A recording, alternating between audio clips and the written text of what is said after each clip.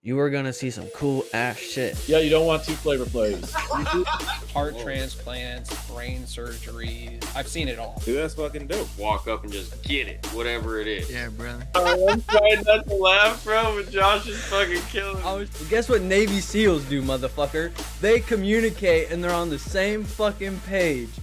Whoa.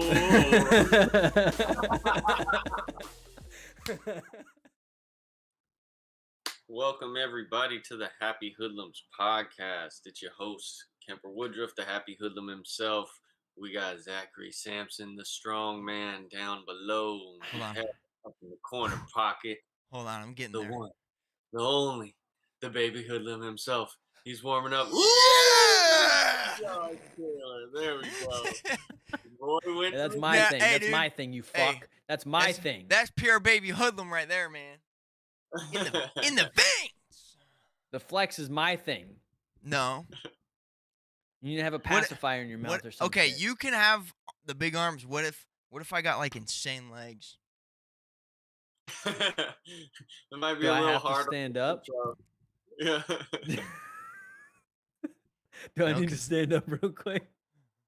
You can stand up. I'm not standing up. My legs are definitely better than my arms. Anyways. I don't got pants on.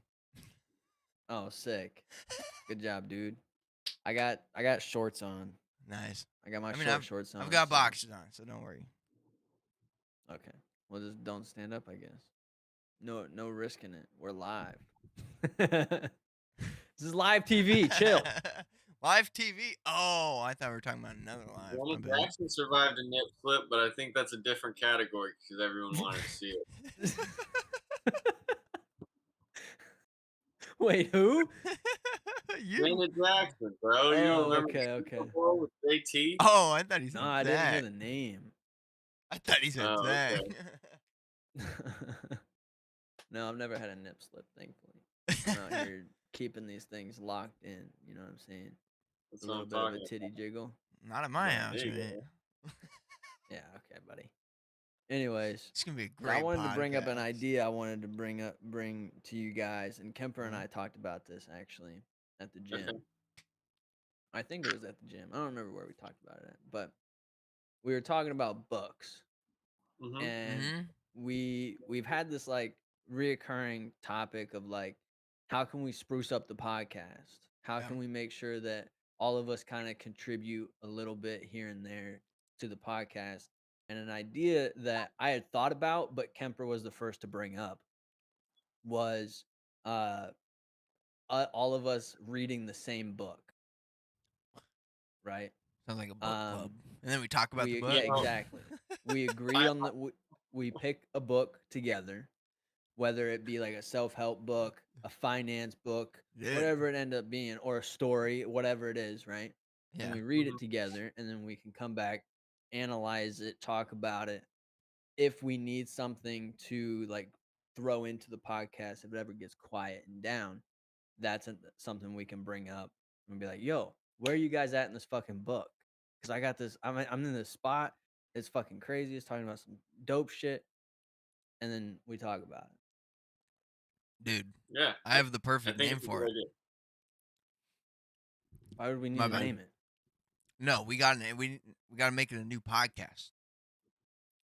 This is for this podcast.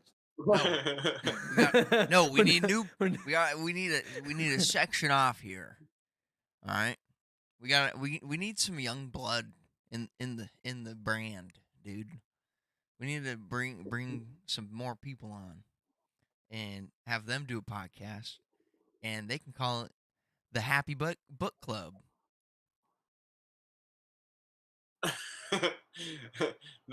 the Happy Book Club. I like the name. It's very. Yeah. It's Dude, definitely. What if dude, we could make a childhood-friendly. child friendly book reading podcast. About finances. I think it's Yeah, dude. genius. Dude, and we could The get Happy sponsored. Book Club. We could get Alright, so sponsored who- by. Well, dude, What and a our misleading- and our sponsor. Get this, I already know our sponsor, Scholastic. Oh shit. Okay. All right. So we're dreaming big. All right. So Oh, yeah. Scholastic All right, but first, who are the hosts of the podcast? Because you just said Dude. it's Yo, some new 100% blood. 5 seconds ago, you were about to just bash me on this idea. Well, I need to go with it to make the podcast Dude, entertaining. I just Yes, saw I in his was gonna eyes. bash you. I Dude. was gonna bash you hard as fuck, but I figured the things that I was gonna say are not fit for a live recording. So I was like, I'm gonna tone it back a little bit and go with it and try and figure out where we can go with this part. Because if we're gonna do it, All right. we have the happy book club. The Who Happy are the Book Club. hosts? Because you said you need some new blood in here. Yeah, we gotta get Who are the hosts? Who do you know that likes to fucking Ooh. read? Besides me and Kemper. Well, I was about to say Marco, but He doesn't read. Who's Margo? Huh? Marco, aka Dubs. He's been on the Oh, podcast. okay. Yeah. Yeah. I thought he said Margo. Oh no. Has he been? Like, He I know has he been can't on here. pass Huh? it. He can't count past fucking 2 hands.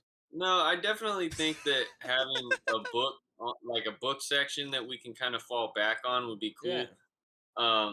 Not only for the podcast, but just as like the bros to make us learn together. Because I think there's something to not only having a communal aspect of it, but keeping your friends as your peers is Mhm. something that we really don't talk about enough in society. In that, like, you're constantly trying to upgrade yourself through life, and Yeah. your peer group changes the more that you kind of elevate your knowledge base, because you might discover something that really, really gets you going, and you're like, oh shit, like I want to talk about this, and all of a sudden these people, you may have known them your whole life, but like they're just not into that shit, and they're like, bro, why are you talking like a crazy hippie? Now you're all into Yeah. sacred geometry and shit, and they're like, slow down, Kemp, and I'm like, shit, you know. But I've always kind of been Yeah. that way. But that's just a for instance. Yeah. How about this idea, man? Okay, we can forget about the Flippin' Book Club podcast. Yeah, I was memeing this with that podcast shit. though, for real. What if we find books that interest all three of us about stuff we don't even know about? Like something we know about but not much of. Well, see, I'm down for that. I'm just down for any book Okay. that's gonna be good, right? Alright. If it's not, as long as it's not like a shit book. Go I'm get cool with me it. go get me a paperback Dora the Explorer, dude. I will read it live. Like Josh, for example. Wait, Dora the Explorer was a book? What? You just Dude, said you get a 100%, Dora the dude. Explorer book. There's definitely Dora books for sure. Dude, Yeah, I'm looking that up. No way. I don't think it started as Why? a book. Oh no, it didn't. I think it just happened to have books after the cartoon came out. But anyways. Oh yeah. But like for example, Josh, I just finished that Gary V 12 and a half book. Wow. Right? Yeah. Now, if you kept reading it and you finished it, right? Then you and I could How'd you know I didn't finish it? Hold up. Because I'm not fucking stupid. I know who you are. Yeah, true. I know exactly who you are. Dude, literally the two I recommended it to you and my grandpa, and both of y'all finished it before me, dude. Yeah. Because I know exactly who you are. It happens to the best of us. I got books that I've started and not finished, but yeah. I mean, it's a good book, but it's just, I don't know. It's just like the gym. Thankfully, the gym wasn't that difficult to catch on to. I mean, it's still some days it is. I mean, like yesterday, I literally called y'all and I was like, "Dude, tell me I want to go to the gym. Like, tell me I'm not being a little baby about this." Well, next time you have that feeling, just the fact that you're calling us and telling us to tell you should be enough for you to just get the fuck up and go. Because you obviously want to go. True. You just need someone to tell you to go. Yeah. Just don't be a little bitch and get up and go. Like you already have the voice in your head. Bro, there's kids You already watching, have the man. voice in your head that you want to go. Actually, this podcast is marked not for kids. So no, there's not kids Facts. watching. I or they literally shouldn't clicked that before I started it. So the fact that you're calling us to tell us, you're telling us to tell you to go to the gym. You have that voice in your head. You just got to listen to it. Yeah. Yeah, it does get louder and louder, you know, especially the more it becomes like a habit. Yeah. Oh That's the yeah. thing that I've kind of noticed is like constructive habits are really about getting that dopamine release in a good way. For And real. there's an aspect of the gym which I really want to talk about on our next podcast with Brian, who's coming up, Yeah. um, because you don't get that big and not experience like overtraining a time or two, you know? Oh, I've literally not well, just myself too. I've experienced overtraining, but Hmm. he's walked in the gym like a zombie before. So Yeah. yeah, he'll have a lot of knowledge on that one for sure. Mm. And so I'm just kind of intrigued to get into that because, you know, Josh, that may be something that you do experience more of, especially in the beginning phases of going into the gym before Yeah. it's consistent. If you're Yeah. like, man, I'm hitting it hard today, and you just fucking give yourself a crazy ass workout, you might feel great, right? But if Yeah. you go back the next day and you're trying to do it and trying to do it again the next day after that, bro, you might be wiped out. And it actually does kind of put you in a state where you're not as enthusiastic because your Yeah. body's just telling you, like, bro, you need time to rebuild. Well, And it's not that you're being a bitch, but if you don't have like another aspect of your life that you go to for that same kind of improvement. And I yeah. think that's where books and like self education and self development really like fill a void for us, you know? Yeah. Well, and I And was to gonna to say, kind of like go into that real quick just for yeah. Josh, right? The reason like what Kemper's saying is like if you're going hard every single day, Uh. you are gonna burn out. Eventually your body's gonna get to the point where it's like, dude, I don't want to do this. And then you're gonna feel like you don't want to do it, and then you're gonna not do it, right? Let me rephrase And how so it works. like when they do like that's why a lot of people at first recommend like full body splits to somebody. Full Yeah. body three times a week at first for like the first 8 weeks to get it built into their system, and then like incrementally add more days, and then after you get to the point where you're like 5 days in, you can then add like you can split it up into Yeah. different muscle groups each day. So just slowly like building yourself back up to where you were a couple months ago when you stopped going to the gym is would be the wise decision. Occasionally go fuck yourself up because sometimes you just need to. But Yeah. know when to like know that you don't have to do that every day. Yeah. Well, and I don't like some days, yes, I'll go to the gym and I'm just like getting at it, dude. Like I'm there to Yeah, lift the weight, dude. me But too. um like today, 9 times out of 10, um today for example, I was doing leg extensions on the Hmm. machine. And I would, you know, lift up, but then when you go down, I would go super like, dude, I make sure I squeeze. Like that's my version of like going hard, dude. Yeah, you like very slow and controlled Yeah. movements on the concentric and shit like that. And Kemper's actually been talking to me about it a little bit too. Yeah. Before Kemper gets into his thing about the bodybuilders he's been listening to, what I like to do specifically on leg extensions is I like to hold it at the top. So like rather than going Oh. super slow at the bottom or on the way down or on the way up, I'll go up and then I'll hold my legs Yeah. locked out at the Hmm. very top for like 5 seconds, and I'll Yeah. do that like Dude, every rep. It's I've fucking seen amazing. videos of people adding tension by using bands. Yeah, bands is a good way to add tension or just a new dynamic to a movement. Yeah. Yeah, we used to use chains in high school, putting We big got ass chains chains. at my gym at Crunch. Yeah.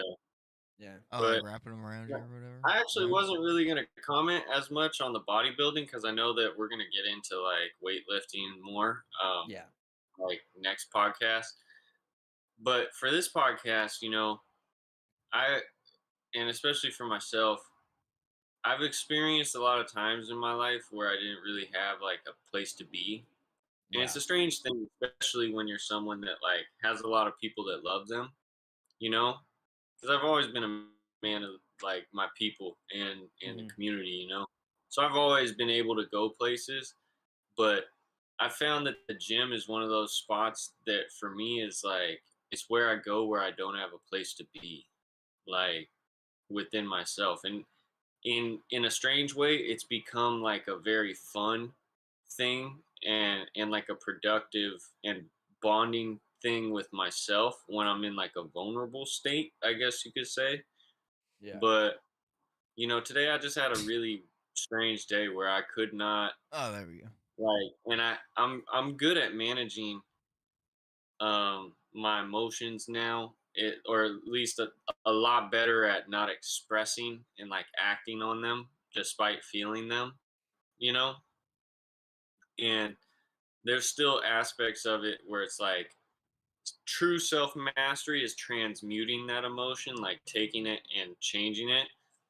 And I'd say I'm on the advanced ish side of that, Hmm. but on those really deep things, really deep life stuff, like when it's fucking with your soul, I have one of those days today. I found myself fucking sitting doing like monotonous shit. Like I went to like DEQ my car and then just sitting at the DMV, like, and it was like a strange torture for me to just sit there at the DMV. I wound up leaving before I even got it. I had a moment where like mentally I was just like, it wasn't that I like snapped, but I was just like, I would rather be out in the sunshine, and I feel like that's more productive than me just sitting in here. And it was kind of like I had some shit on my schedule where it was iffy. I was like, am I really gonna sit here and chance waiting like 2.5 hours and then being late to an appointment Yeah. just by being stubborn and wanting to get this shit done today?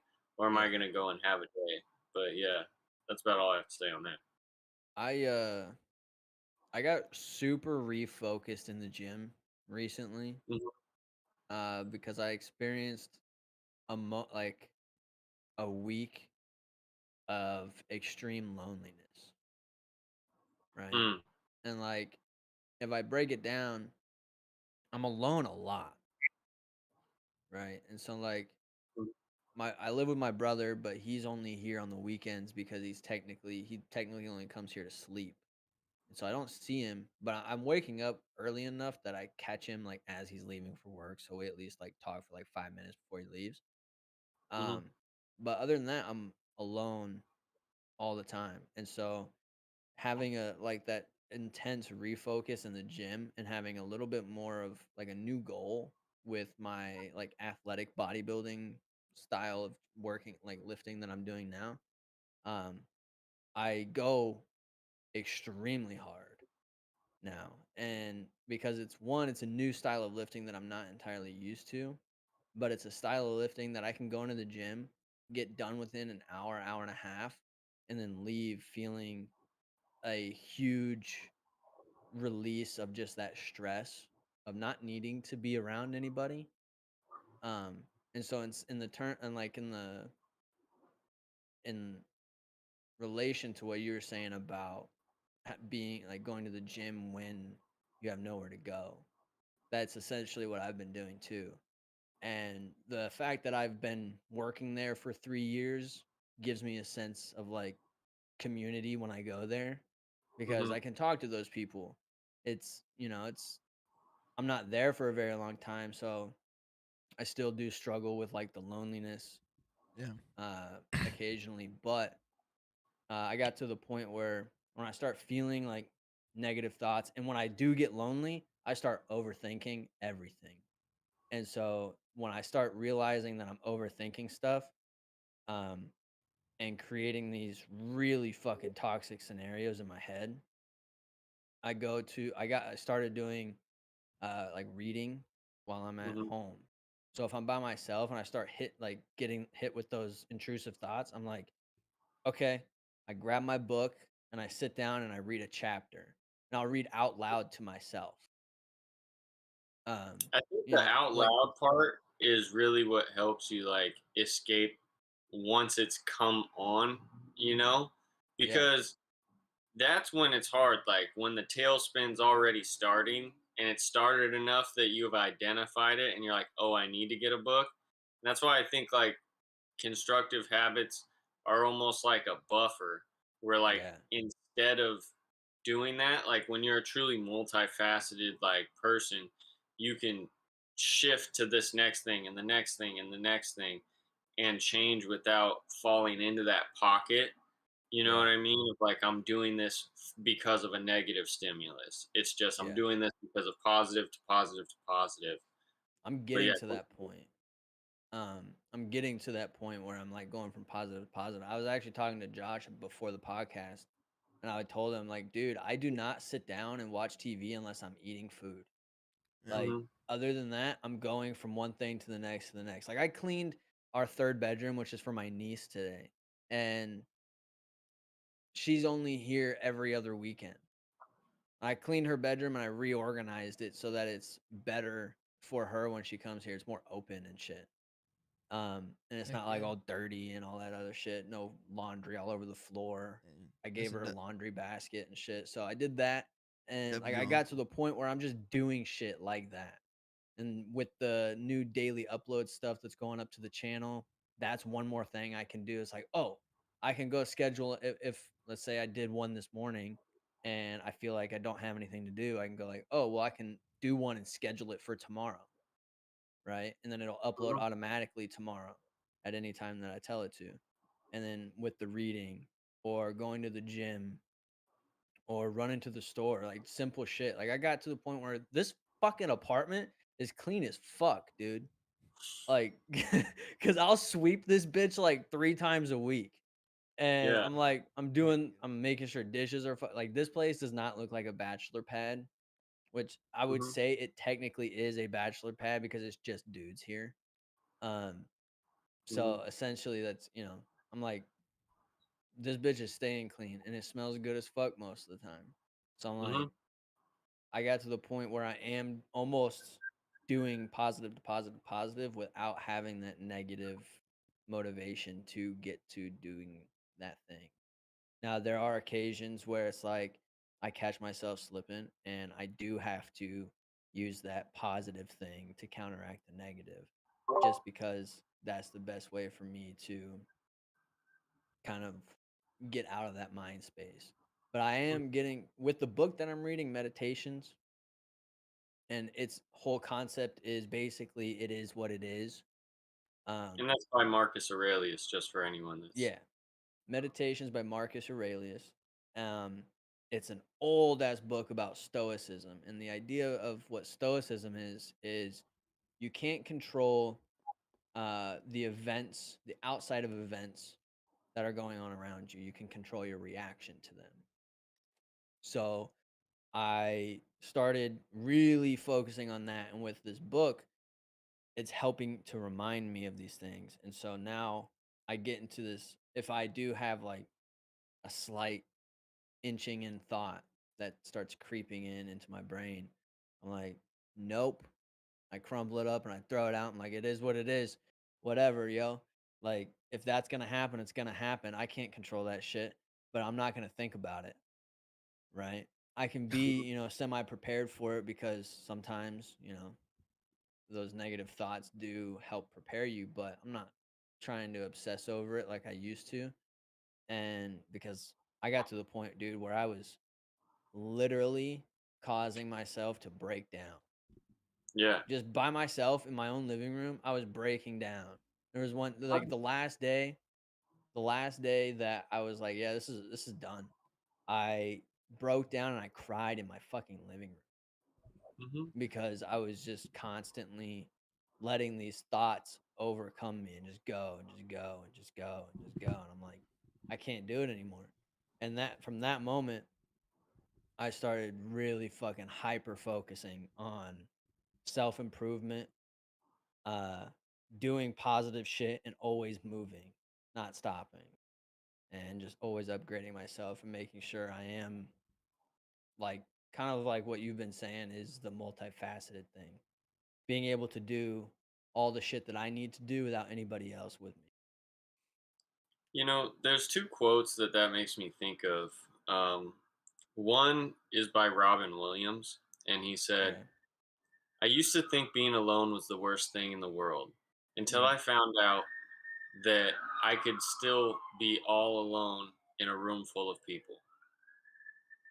And Facts. then Yep. there was another one from TD Jakes where he wrote a book that I really haven't read yet, but I know that it's just a matter of time before I read it, and it's called He Motions. Um, and he wrote that because his first book that he blew up on was a book called Woman Thou Art Loosed. And it was about what women, experience through him just counseling many, many couples, And then he started to get hit up by a bunch of dudes that were like, bro, we need you to express about us and how men process emotion. And I was listening to him talk about it, and he said, men die in silence. And so if you kind of merge those two things, it's an interesting paradigm where it's like once you start to feel alone, those voices, like that anxiety, that spinning happens. And it's like we just start drowning and we don't realize how to like reach out for it. And I think also, I want to say this because it's something I've experienced in my life is like women experience that too. Mhm. And not just um like all types of women, but really that's something that a lot of pretty girls go through, you know? Yeah. And I mean, you could look at it and be like, don't why are you mad? You could be ugly and sad. Yeah. But I mean, on, Dude. but on a real note though, it's like, that human experience, it doesn't matter. Like if you feel less than inside of yourself, right? Mhm. I think there's a lot that goes along with that, and I've just noticed that common thread. Yeah. Um, yeah, Hey, Um, I wanted go to ahead. touch on it. You said something about when men die.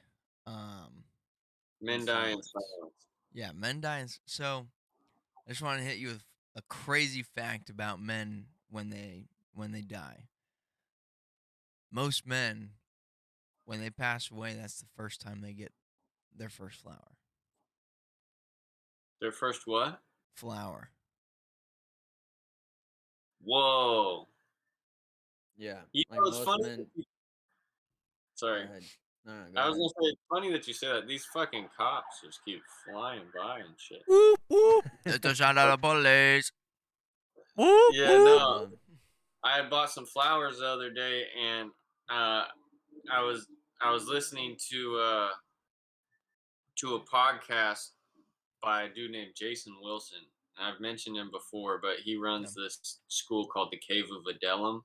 If you mhm. haven't watched that podcast with Joe Rogan, that Jason Wilson podcast changed my life. But in it, he was talking about buying flowers and that it actually does something for your brain to see flowers and all the colors of them.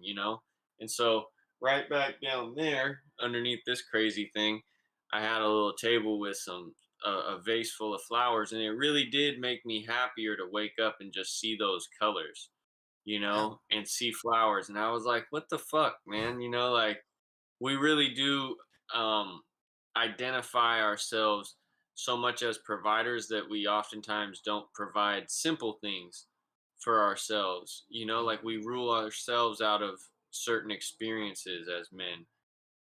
Um, Yeah.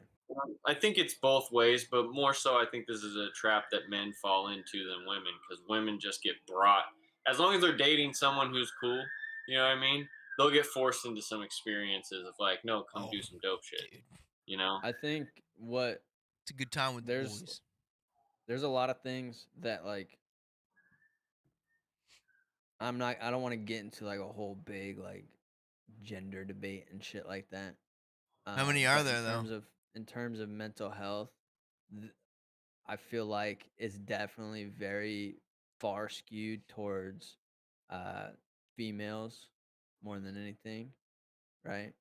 And What do so you mean? like well, okay, so oftentimes depression in men is treated the same way as depression in women, where they're coddled and they're made to like their love is expressed towards them and things like that. Whereas most men, right, they need the feeling of purpose and something to do with their time, right?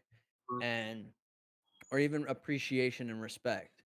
Um, and the way that depression in men is often treated is the same way that it's treated for women, and it's different, right? And then a video that I seen today was talking about it, and it was during like the World War II or something like that when England was getting bombed, Mhm. and they're just getting hit and hit and hit, and there's all these fires going on, and people were dying, and there were no ambulance or fire truck drivers, right?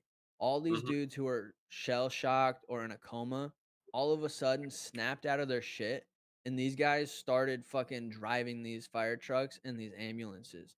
They came out of basically years of inactivity in these hospitals and started doing something with extreme purpose, and they started Mhm. feeling a lot better. And so it's like when we talk about men's mental health, a lot of this stuff stems from not having a solid purpose or uh, a goal or a thing to achieve. Mhm. um, and I think that if we start talking about it in a sense of like, okay, we can't treat everybody the exact same way. The coddling and the loving may work for some dudes, but Mhm. I think for the majority of men, they need to be helped into finding a purpose, finding Yeah. something that they can focus on and put their energy towards, and something that they feel earns them respect. Because the second that someone starts feeling respected or appreciated, especially as a man, that's like your currency, right? In life is respect and appreciation. And even though we talk like Kemper, you and I talked about yesterday, is like doing things without expectation. But regardless, if you feel so unappreciated and taken for granted, you're not going to be happy, Yeah. right? You And know, like so, you can't get shortchanged on, and exactly. that's a universal law, right? Yeah. Like when you look at like business, and this is something that I've like constructed in my life and figured out over time is like everything is business until the deal is accepted, Mm, right? And that was something that Nipsey Hussle said. So I learned that one from Nipsey. But he was talking, it helped me piece this puzzle together, right? In negotiating my own life, and my own worth is that, you know, um, don't ever accept a deal, even if it's more beneficial for you in the moment if it's going to cause someone else to feel shortchanged because they'll get you in the second time around or something. Is bad business. It has to yeah. be a win-win. Only do business if it's a win-win. And if it's not a true win-win for you, you need to negotiate. And if it's not able to be done, then you need to leave it and know that you maintained your worth, And in that, it draws to you a better, more refined um like opportunity, and you have this like charisma that is the magnet, that identifies you as that dude that's right for the job. You know what I mean? Yeah.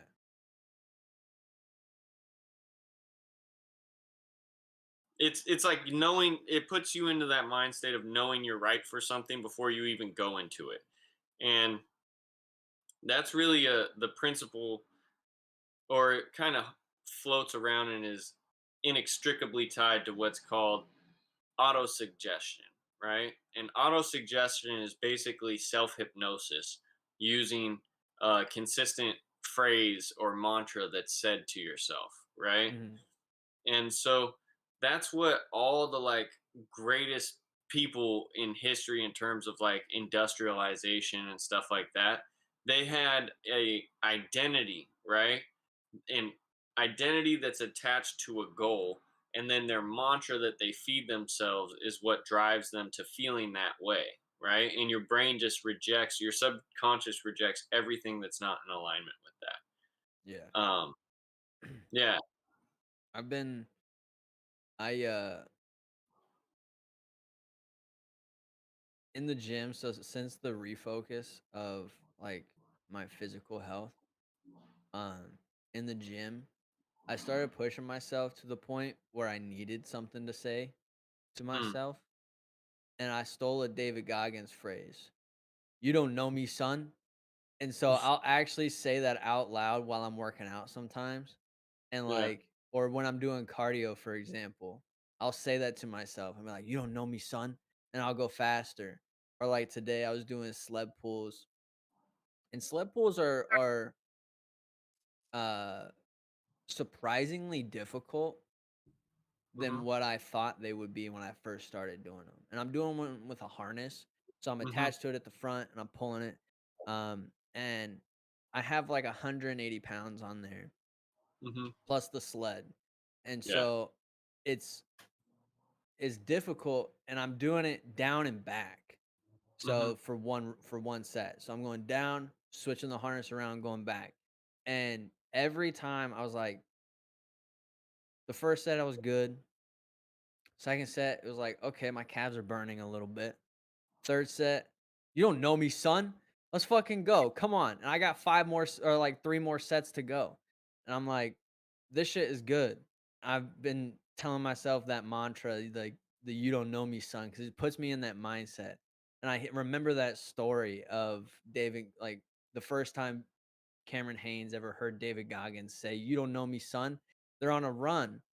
And Josh, if you don't know this story, basically Cameron Haynes and David Goggins are like ridiculously they'll push through pain on runs. They'll do like 100-mile runs in a day or some shit like that. They're super at. Ridiculous. Yes, like super marathon runners almost. Freaks, but they push past the Flip. pain because they have these like things that they think about. And so David Goggins is running with Cameron Haynes, and he has to stop because his feet are all fucked up. Feet are bleeding or whatever they are, like, how whatever happens when your feet get that fucked up from running so long, right? He had to stop. And it was being recorded for whatever event, some kind of event thing that they were doing. And David Goggins ends up catching back up to Cameron Haynes and the rest of the group and passing them up this big ass hill. And there's this cameraman at the top of this hill filming these guys, and David Goggins goes running by yelling, "You don't know me, son."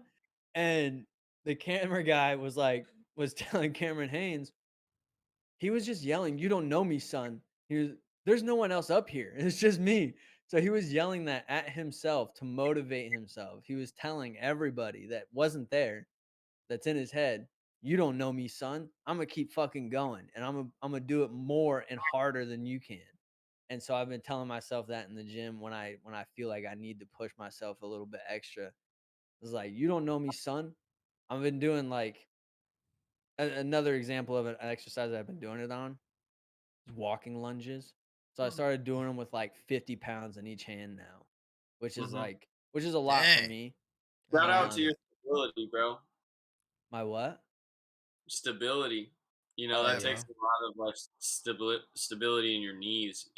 For you to be yeah, able to actually come straight down in that Yeah. lunge and do it with good form, which I know yeah. you do. Your form is impeccable. And when you're I built I, like I walk around with when you're built like a 24 kg stick, kettlebells, baby. I'm just out here just stop, stop. But yeah, jeez, so bro. like I'm doing those. I'm doing that mantra in my head when I'm in the gym. It's just now I'm thinking about adopting it into my normal life. Like when I have those thoughts, like you don't know me, son. The fuck do you think this is? You don't know me. You know, But yeah. I have a little bit of a mantra that I came up with like a couple days ago that's been really helpful for me because I've noticed that counting, like especially this started with cardio for me, was like I would catch myself in a rhythm, you Mhm. know, and my breathing would just fall into this natural state when I didn't think about it. And I was just counting like 1, 2, 3, 4, 1, 2, 3, 4, 1, 2, 3, 4. And so I was like, huh, I think it was bigger, better, stronger, wiser were like the four words that came to me. And I was just saying it, bigger, better, stronger, wiser. And I was just saying it to myself throughout the day, even like when I was at work, Yeah.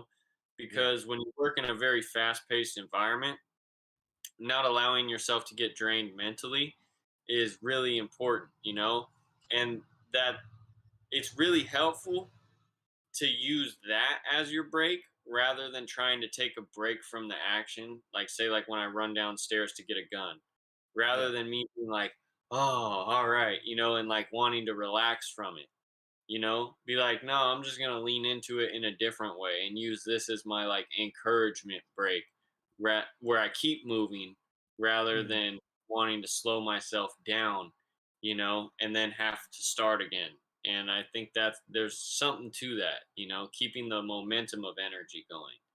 Yeah. And that's Hmm. like another thing about the moving from positive to positive. Sometimes it's not necessarily like moving from task to task. Sometimes if you can create or maintain a positive thought from task to task is another big thing too. It's like it avoids that that draining, that mental draining. Um Yeah, yeah, it's one fucking of those things too that's like the ultimate challenge that I suggest you start integrating, bro, is getting yourself some boxing gloves and doing circuits on the bags, like Mhm. in between what you're doing. If you're, pushing yourself one way and then you use that as upper body kind of cardio, because dude, if you just do some boxing workouts where you're just, even if you're just tapping, just as many taps as you can get, within like a minute, minute and a half, or even like 30 seconds, and then stop, then another 30 seconds, then stop. Um, they had me doing that at Go Hard, and it is a hell of a workout because in between they'd have you do either like squats or like jump squats, something like that, yeah. so it gets that blood out of your arms, but you're still moving. And then it's like, all right, get ready, a minute hitting the bag. And bro, it is a fucking workout to do that. Oh, I can fucking imagine, dude. I remember I got something to say about breathing, but I remember you when we were at your house and we did it for like 30 seconds. We were just tapping, hitting the pads. You were holding mitts and you Hmm. were trying to teach me something. Hmm. And I remember it was fucking winter time and your garage isn't insulated. And so it's Hmm. cold as fuck in there. And I was sweating in like 30 seconds. And I was Hmm. like, "This is ridiculous. What the fuck is going on here?" And I'm gassed. Like, what? And so I can imagine how fucking difficult it can be to just be fucking go for 30 seconds straight and then right back into it 45 seconds to a minute later. But in terms of the breathing stuff and the cardio stuff, I think because you do more long form, like long term, like an hour, right? Hmm. I'm doing 15 minutes.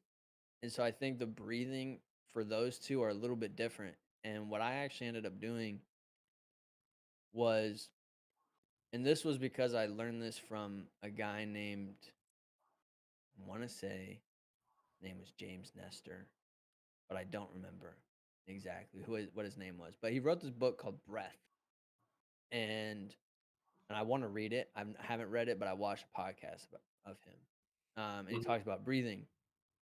And wasn't James Nestor, I remember now. Some bald dude with glasses. Anyways, sorry. Um, um, the way that he talked about breathing was to breathe in and then hold it and then Hmm. breathe out. Like hold it for like as long as you can, right? And then breathe out completely. I don't necessarily hold it, but what I'm doing is I'm breathing in fully and then I'm letting it out, all of it, all of the CO2, because part of the gasping thing that you get when you do hard cardio, because I go 15 minutes hard. I maintain a really steady pace during the 15 minutes. Every 2.5 minutes, I'm taking 500 steps. So, um, maintaining that high of a pace, people get to this like, but that's a buildup of CO2. It's not a lack of oxygen. And so to breathe in fully and then exhale fully, getting all of the CO2 out, I actually I never finish like out of breath. I'm breathing a little deeply, but I'm not like I'm not like that because I'm really focusing on my breathing hardcore during this fucking hard I cardio session.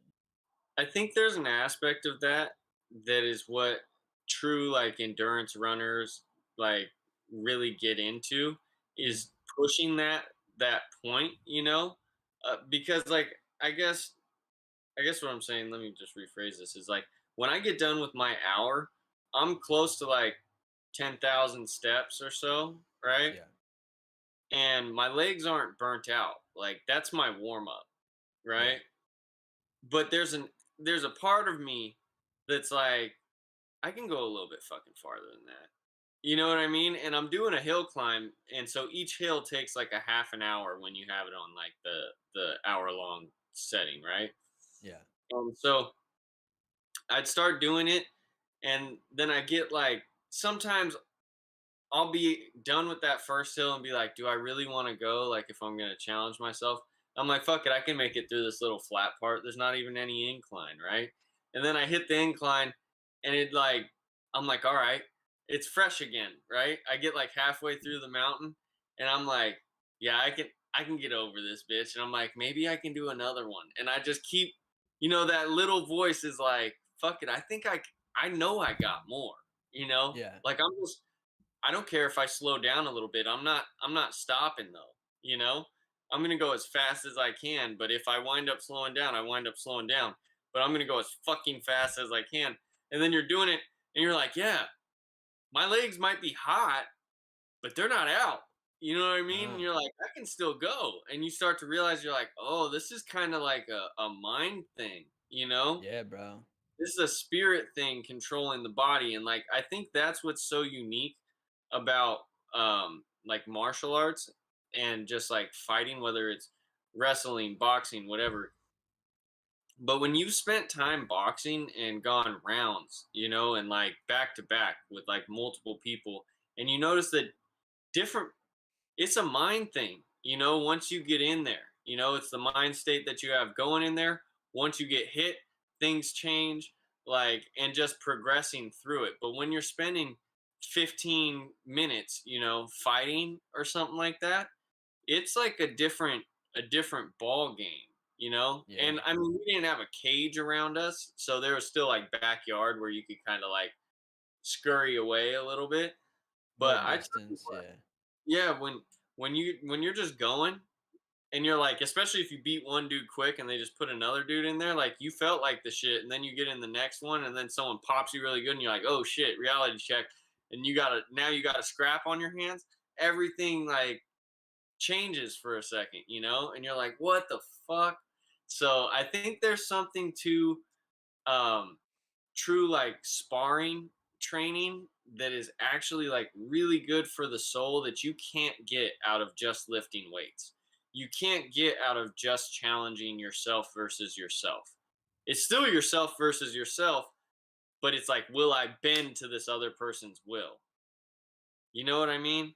Because Yeah. there's a I'm difference. not gonna get punched in the face though. I'm good.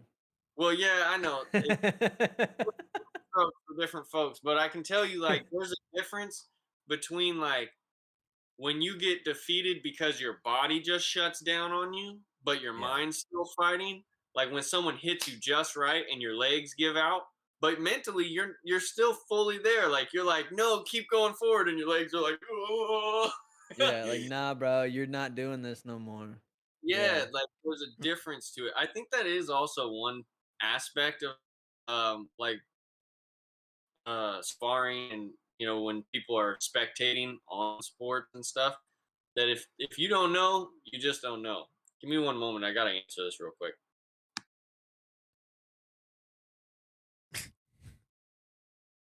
Alright. Solid. Alright, Josh. You tell me what you did today in the gym, and I wanna know a part of your workout where you had to push yourself a little bit more than you usually would. Ooh.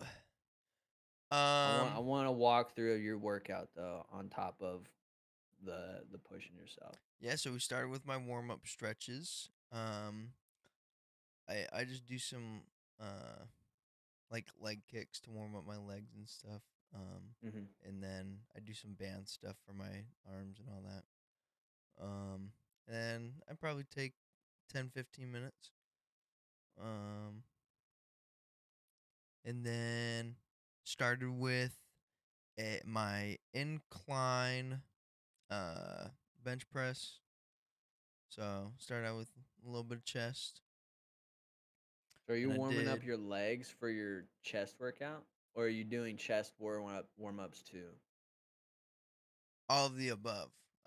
Because I Okay. was doing chest and legs today, so I did Yeah. both. Okay. Okay. Yeah, yeah, yeah. Um,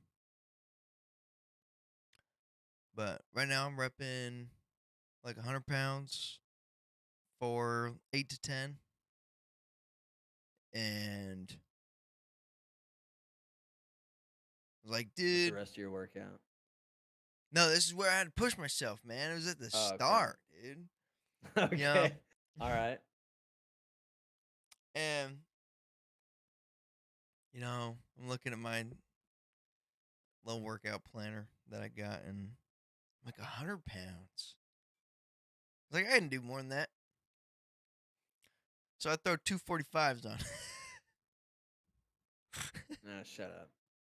No, you No, didn't. or okay, I put on one plate. My bad. One plate. Let me rephrase that. Not 245s. Yeah, when you say Yeah. 245s, you're I know. talking I about just on yeah. one side. Yeah, So okay, you we put went one plate on 145. each side. So One yeah. 135. Yes. Okay. Man, I started repping like, I got like to 3. I was like, Yeah. okay, okay. They got to the 4th one, and man, Okay. I would start going down, like, dude, I'm like, not here, not here, not here, and then I'd push up, and that one time I was like, okay, I was like, I got it up, and then in my mind, I gotta flick like a switch, and tell Yeah. myself like not to think like that, because if you once you start thinking about, oh, I'm gonna like drop the weight, you're gonna drop the weight. You're gonna drop the weight. In most cases, yeah, Yeah. for sure. But in this instance, yeah, I ended up. I mean, I was more tired compared to me repping out the 100. Um, so I think I ended up getting like 6, Hmm. and I was happy with that. I was like, I lifted more weight. Um, did a few less reps, but Yeah, and in the future, if you want to push yourself even further, yeah, get that 6, rack it for 10 seconds, get it off, do one more, rack it for 10 seconds, get it off, do the last one, get 8. just You slowly can get. Yeah, do hey, Yeah, mm, you can break your sets up a little bit. You don't yeah, have to do them, all broken. yeah, Um, I have a similar thing too. Is like I do front squats on one of my leg days, so I'm like I have the bar on the front of my arms yeah, right here, so yeah, I'm doing it like this. yeah, And today, front squats have always been like really difficult, but today because my back was just fatigued as a motherfucker, it's just sore from all the working out I've been doing and stuff like that, and the new movements that I'm doing in my workouts. And I'm doing front squats, and I used to be able to do like 185 for 10 or for 8 or something like that for multiple sets. But right now I'm at 150. I did 155 today for 6 sets of 6. wow, And so yeah, so nice, I'm doing 6 sets of 6 as the first thing in my workout. And after set 2, I had to get a belt. I was like, "All right, we're gonna get a belt," yeah, because my back is so shot. I actually can't properly brace myself to stay upright, and so I'm leaning forward almost and almost dropping the weight. So, what I got the belt, had 4 sets left. I'm like, "God damn, my back is feeling it." And I know, like, as soon as I can make it past this, the rest of the movements are very low load on my back. So yeah, it's not a whole lot. My back is tight, and I'm looking forward to getting I was getting some massage work done from this big dude named Misa at the gym after my workout. yeah. So I was looking forward to that. And so I'm on set 3. I'm going, and it was probably about set 4 was where I couldn't do all the reps straight. Right? I didn't re-rack it, but what I did was I would pause at the top for like 5 seconds, take a big breath in, go down, do 1, pause at the top, and I would have to do that for like the last 3 reps of each set from 4 to 6. And so you can do those little pauses within your sets, even if it's like on bench where you have to re-rack it a little bit Mhm. just to catch yourself. Don't let go of the bar though. Keep yourself there. Don't sit up. Take 5 to 10 seconds, unrack it, do a really intentional rep. You don't have to go super slow, but do it with the best form you possibly can, even while you're Yeah. fatigued. Get it back up, re-rack it. And it's just just another way to push yourself if you wanted to push yourself even more. And Um, find someone to help you, bro. that too. But also don't be a fucking afraid to fail, because let me tell you what. I've failed 135. I've failed so many times with weights by myself before. As long as you're not dropping it on your neck, Yeah. get it down to your chest, pop it down to your hips, and sit up. Yeah. That's the easiest way to get out from underneath a bar. Sit up and then just plop it on the floor, take the weights off and put the bar back on the thing, and go to your next set. Yeah. Maybe drop the weight if you need to. But, Or you can just be a normal human being and ask for fucking someone to you can do spot you. that too. I'm just saying it's a great Yeah, experience I too. just ask people to spot me because Yeah, ask for a I'm spot. going back to the gym that I worked at, so I know a couple people in there. So, Are which you like going I back to said, Planet it's kind of Fitness? it Going back to Planet Fitness? Josh, Don't do what's it with like that, Zach. what's with the other gym? Why are you going back to why aren't you going to the other gym that you were Come going on. to with the 'cause I got 'em. bodybuilders and shit? I mean that one was good, but I think I learned what I needed from that, and now I think I'm good enough on my own. Yeah, I mean, but that's I the still have place to stuff to learn. stay. That's the place to stay. Yeah, trust me. No, I promise you, bro. Don't I'm gonna do go. it. I'm gonna go broke if I stay there. All Well, right. Well, get a job there then. Dude, it's $35, bro. and shit about Crunch, even though there's some serious people there, Not gonna Crunch. it's But you don't have definitely a a crunch near you. spot. Crunch is, bro. You can't talk shit about Crunch when you just said you're about to go to Planet Fitness. They have no barbells. Don't talk to me. Don't fucking Planet Fitness doesn't have barbells. Get the fuck out of here. Don't talk shit about Crunch. I'll come for your neck, motherfucker. Wait, hold on. Why not? What's their philosophy behind that? Have you ever Planet looked at? Fitness? They used They're to why? have them, but they took them away because every too single intimidating. no somewhat that, but also the fact that 99% of the stuff in Planet Fitness isn't free weight. So the Yeah. 1% is dumbbells. There's no free weights at Planet Yeah. Fitness, and it's partially because of the target audience. Yeah. They're targeting the people who have zero experience in gyms. They're Yeah. targeting the people who want to go to a gym and not feel like they're gonna be intimidated by a big, super brolic dude lifting 400 pounds Yeah. on a bench press. And That's so what they're that's what I hated by working there, dude. And they're very their no judgment thing is super hard. But they also have this thing called the clunk alarm, which if you're too loud, they set the alarm off. they don't Like do if it. you What? drop a weight, if you drop a weight, they'll go, yeah, bro. They'll beep at you. Oh, And that's not the place you want to be to get swole. But yeah, Huh? They serve They don't purpose. do it anymore, dude. Well, fucking when I was there with Craig a couple years ago, they did. Oh, a couple What- yeah, now they don't. what I will say Because it's though, judgmental. is that go become a It's stud so elsewhere and then serious. go find pics at Planet Fitness. I'm just playing. Yeah, that's why I was dude, that's what I'm saying. That's why I was going to the one gym and now I'm back, dude.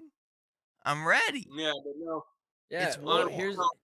On a here's real why note, I you need free weights to be yes. able to stabilize your ligaments Yeah. throughout the ranges of motion before that guided like machine style is really going to give you the gains that most people will get off them. It's not that it's Yeah. impossible, but it's just that most people are not going to see their way through like to actually doing the full rack. You know what I Yeah. mean? And getting what you can get out of free weight when you have to actually stabilize it, and you can go up and up and up and up and up and up and up with dumbbells or barbell, whatever you want to do. The best Yeah. place to start as a beginner lifter is with free weights. Because Hmm. of what Kemper is saying, is it's gonna strengthen all of those small stabilizer muscles like your rotator cuff, which you can't work on a normal chest press, right? You have to have that stabilization in a bench or a dumbbell bench or whatever, because otherwise you're gonna be going here and you might fucking drop it here, drop it on you, however you're gonna do it. So you Yeah. have to have the strength to stabilize those things, and then the machines are there to when the rest of your body is already fatigued. Let's say you did your sets of bench, right? You did your 4 sets of 8 to 10, and then at the end of your workout, you want to burn your fucking chest out, but all of your body, all your upper body is just fucking torched. So if you try to do any more free weight chest movements, you're gonna be hurt. You're gonna hurt yourself.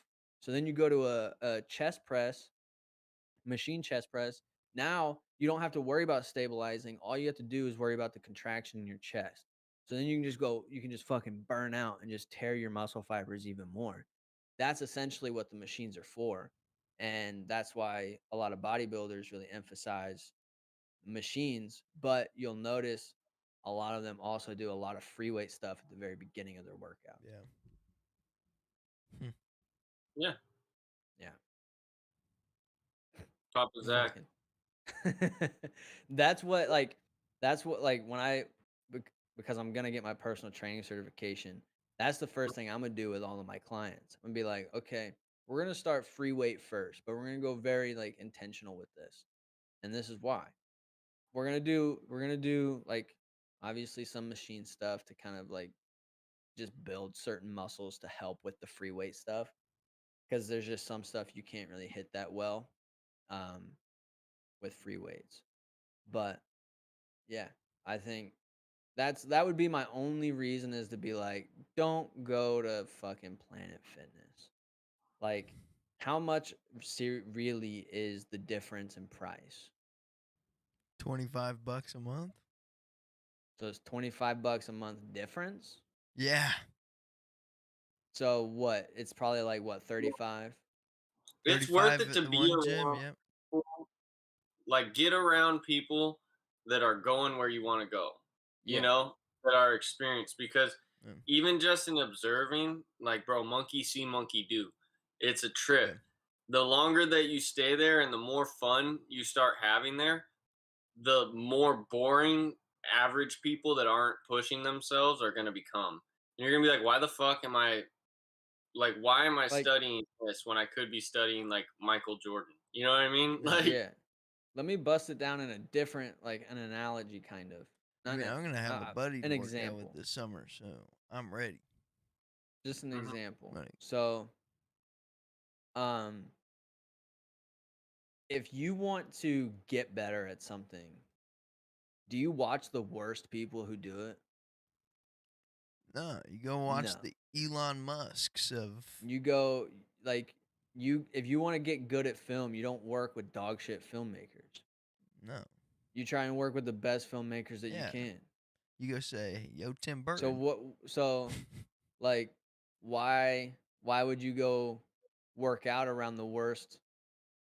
I mean, I'm not saying they're the worst fucking people you could work out with, but I'm saying in terms of like what you want to achieve with your Yeah, body, that's not the environment you want to be in. yeah, Now, this is your financial decision essentially, but yeah. I think that there's a certain level of investment into yourself that you should take seriously in terms of that. And I would say honestly, like, bro, I've been to this gym off of Foster, And I can tell you right now, it's a small ass gym full of straight up all bodybuilders.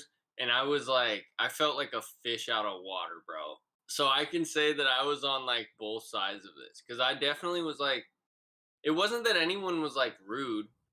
They didn't have the greatest equipment. Like all the equipment had been like beaten to shit because they've had like Yeah. these fucking gorillas using it for like Yeah. ever, and like none of the machines are like Literally. normal. They got like cracks in it, and it's all shit from like Dude, 1970s. But benches they ripped used the up, fuck out of it. Yeah, benches like the ripped carpet off. isn't good. Like, Yeah, like there's dude, carpet in some spots and not carpet in other spots. You know what I mean? It's just concrete and dog. fucking.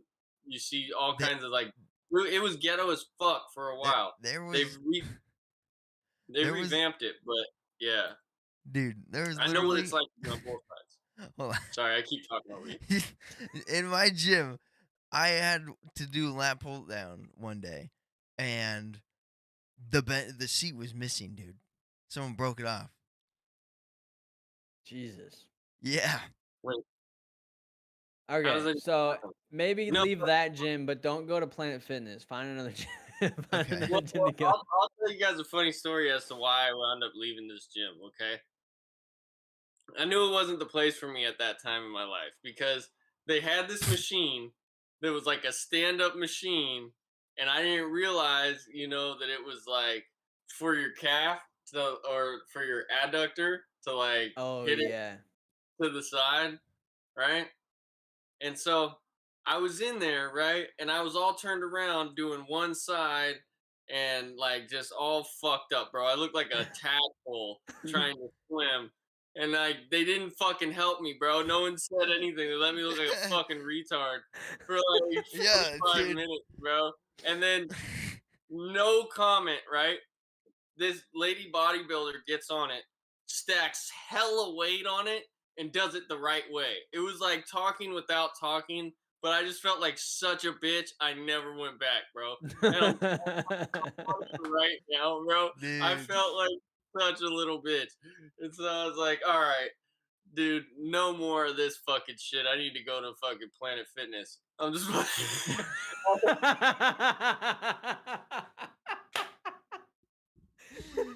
That's good, dude. That's good. Oh man. Oh shit. that's a Wow, true story. that was a low blow, man. Oh, but no, minus the Planet Dang. Fitness part. I went to Crunch, but yeah, it was the I same kind mean, of thought process, you ain't wrong though. you know. You ain't wrong. But yeah, that's one of those things about like your environment and getting around people that are going where you want to go. That's one of the biggest things that you can do in life for yourself, For real, and bro. finding mentors and not being ashamed of it.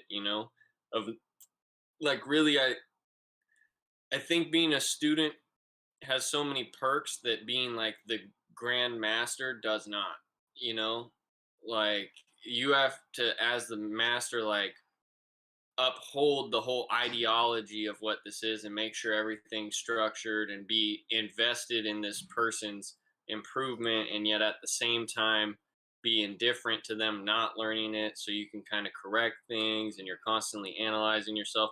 There's a lot more going on where like as a student you just get to fuck around and learn, right? If you fuck it Yeah. up, like who cares? Why? Because you're a student, you're learning, you don't know yet. All right, cool, right? And Yeah.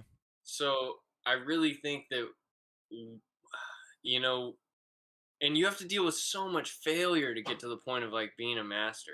Some things you just want to experience, but you don't ever, like, not everything is going to be the the the thing you love enough to get to a fucking masterful level at, you know? And so if you go through your life like expecting that level of mastery right out of the gate, like you got life so fucked up. It's going to be a miserable journey, and chances are you're not going to get to that point in mastering many things, But if you're okay with just failing and having fun, like in doing it, then you're free, because it goes back to that old school thing. The master's failed more times than the student has tried, right? Like, Yeah. Fact. Um I want to get you out here eventually, Josh, to work out. I want to take you to the gym. Just need to get your ass here first. Well, one day, but it can't be in the summer. That is the negatives of working at a pool store. You're working at Well, where? he works for a pool installation place. Oh, okay. No. Pool store. No, we don't install. Okay, whatever. You buy pools from Yeah. there. Dude, Yeah. he's gonna be Mac Daddy Josh. He's meeting all the fucking people that got hot daughters and pools at their houses. Who needs a pool boy? Hit me up. Okay. I actually get asked to go to people's houses and like clean their pools for them. It's the Make that Do your it. side hustle, bro. Make it your side hustle. Fuck No, it. because my hiring papers that I signed say I can't have my own or work for another competitive company. Oh wait, hold on. That might be a loophole because I would just What? push them to go to that store. Well, So yeah, with that, you're driving business. You're like, hey, just come back dude, here and I'll come work for you. wow, I could. I could get a few And houses, just just do them make on it my, all cash. just do it You on can my make it 2 all days cash off. based. You're good to go. Man, Yeah. I'd be You can working hit every like day. 15 pools in a day, bro. I bet. Maybe not I don't know that. 15, but maybe like 5 pools in a day. You charge what, fucking hundred Man, I'll dollars a go out, pool? test it. That's $500 in a day, bro. Yeah. Hmm. Yeah. There you go. Dang. Wow. There you go. That's crazy. I could do But I don't think you don't your company doesn't clean pools. That's not a that's not a competing company. You're not Oh yeah, you're true. not selling the same products as your company does. You're selling a completely different service that your company doesn't even offer. So it's not True. competing. True. That's Yeah. facts. Bada Maybe I bing. could You're do not that. stealing business. Exactly. You're like, look, I'm still doing pool shit and I'm telling the people to come back here and buy shit from us. Yo, on a side note, I'm just gonna jump in because I know right on what you guys are talking about with side hustles. All right, there was a really interesting book that I was listening to. It was an audio book called "The Richest Man in Babylon." You guys Yeah. gotta fucking listen to it. It's a I great. tried listening to it today, bro. It's so good. Like they use like the old man voices and like it's like a whole. It's like being a little kid. But anyways, dude's talking about this guy that gets sold into slavery, like in the end of the book, right? And when he's like being sold into slavery, there's this OG slave that kind of tells him, and he says, "Love your work. Tell them that, tell the master when he comes by that you're going to be like the greatest like investment for him, right? So if you don't, you're going to wind up going and moving bricks. And if you don't want to move bricks, go and tell them that you can help them, you know?" And so he convinces this dude to take him in as a slave, and then he learns his trade, right? And since he's trying to be helpful to this guy, he meets this dude that's more gracious with him because he sees that he's trying to make him more profitable, and he doesn't have to like force this dude into doing anything, right? And so as the dude's there, he winds up, I think it's like a baker that he winds up with. And so he just tries to be as in love with the work as he can be, right? And so he learns like how to make the dough the way that the other slaves that are already there want, you know? And he winds up like being friends with that baker, right? And he goes to the guy afterwards and says, "Hey, after we finish our shift here, can I go and sell more of the like goods that we have out in the street, right? Once the shop is closed, I'll go out in the street in my own time rather than just sleeping and going right to bed and shit." and I'll catch the other people when they're getting off work. But I want to be able to keep half of what the earnings are, right? And he says, okay, after we take out, you get half of the net, we'll take out the cost of what it takes for me to bake those things, and then 50-50 it off from there. And it's about this slave learning through just devotion to his work and trying to do more for his employer in order to do more for himself, that he winds up making his way out of all of that. And it's fucking dope. And I was thinking about it, and it's like so many people don't take advantage of where they spend so much time. Like, if you got to spend 8 hours a day there, have something else so it can serve you in some other way, and that's how Yeah. you can get out of it. Well, bland. Richest man in Babylon, son. Bitches. Also, Zach, I could feel that you were going to talk shit about not enjoying listening to it. Listen to the fucking book, okay? I'm Dang. gonna continue it. We're I getting started aggressive. listening to it, and it's hard for me to track for a very specific reason. This is why I don't usually listen to narrative books, Mm-hmm. like story books, is Mm-hmm. because there's a lot of the uh, Socrates said blah blah blah blah blah blah blah, and whoever responded blah blah blah blah blah blah blah blah, and I'm Mm-hmm. like, it's like a lot of the same shit over and over, and I'm like, even when I write stuff, right, I get really irritated and turned off by how frustrating it is to be like, and he responded, or he said, or all of this other shit, and I'm like, it's hard for me to track because it's saying the same names over and over so much. I'm like, I Yeah. don't know who's saying what and what's being said by who, and it's hard. But I'm gonna But continue listening to it. I can tell Um, you, if you give up that little bit of struggle, some of the names you're gonna miss, because not every character is like a main character. They're just a character that's in there to give a retort to make the point, right? Of the yeah, and I'm back. less listening. I'm trying, like, when I was listening to it, I was trying less to listen to the names and listen to more of like as much of the dialogue between it as possible, but it was getting really fucking hard. But I listened to Yeah, probably like 30 minutes of it today, yeah. and then my plumber showed up, so I had to turn it off.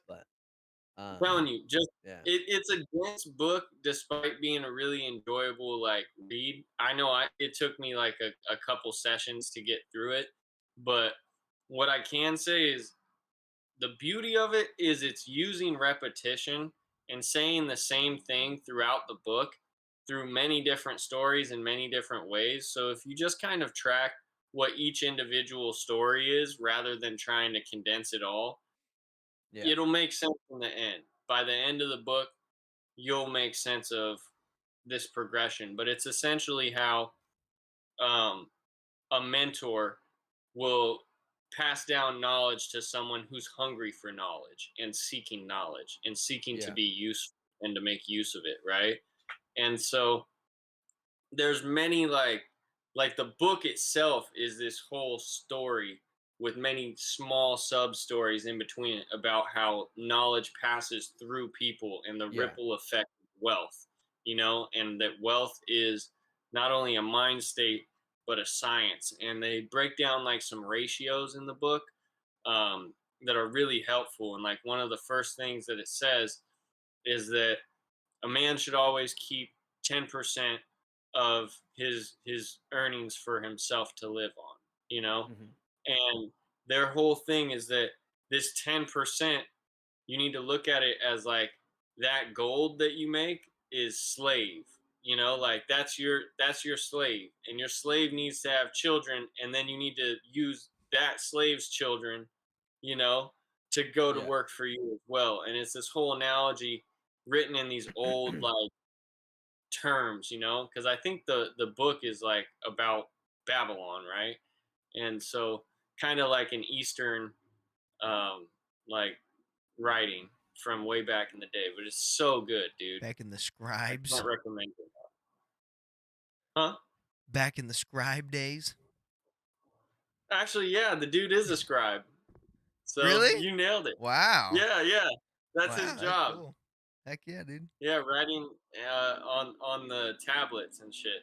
Wow. But anyways, I think that's about good, you guys. We'll leave it on this note, and then I'm with it. next week we'll have Brian on, and yeah, you guys, All right. peace.